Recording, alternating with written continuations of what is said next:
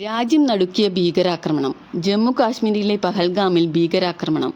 ഉത്തരവാദിത്തം ഏറ്റെടുത്ത് പാക് ഭീകര സംഘടനയായ ദ റെസിസ്റ്റൻസ് ഫ്രണ്ട് (TRF). ലഷ്കർ-ഇ-തോയ്ബ അനുകൂല സംഘടനയാണ് TRF.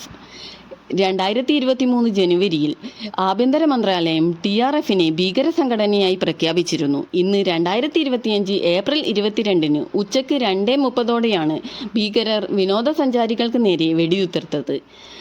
ഭീകരർ രക്ഷപ്പെടുന്നത് തടയാൻ സൈന്യം ശക്തമായ നടപടികളുമായി മുന്നോട്ടു പോവുകയാണ്. ജമ്മു കാശ്മീരിലെ പഹൽഗാമിലെ ബൈസാറിനിലാണ് ഭീകരാക്രമണം നടന്നത്. 28 പേർ കൊല്ലപ്പെട്ടതായാണ് അനൗദ്യോഗിക കണക്ക്. നിരവധി പേർക്ക് പരിക്കേൽക്കുകയും ചെയ്തിട്ടുണ്ട്. ജമ്മു കാശ്മീരിൽ 2019 ശേഷം നടക്കുന്ന ഏറ്റവും വലിയ ഭീകരാക്രമണമാണ് പഹൽഗാമിൽ നടന്നത്. ട്രെക്കിങ്ങിനെത്തിയ വിനോദസഞ്ചാരികൾക്ക് നേരെയാണ് ഭീകരർ വെടിയുതിർത്തത്.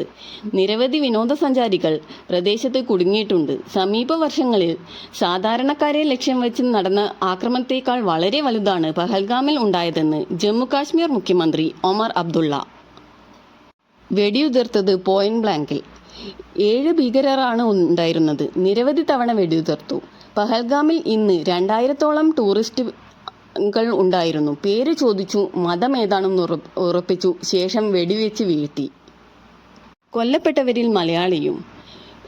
കൊച്ചി സ്വദേശി രാമചന്ദ്രനാണ് കൊല്ലപ്പെട്ടത്. മകളുടെ മുന്നിൽ വെച്ചാണ് അദ്ദേഹം കൊല്ലപ്പെട്ടത്. വളരെ ആസൂത്രിതമായ ഒരു ആക്രമണം തന്നെയാണ് ഇത്. രക്തദാഹികളെ, എന്തിനാണ് ഇങ്ങനെയൊരു ക്രൂരത? മനുഷ്യജീവന് ഇവിടെ വിലയില്ലേ? ലജ്ജിക്കുന്നു ലോകമേ.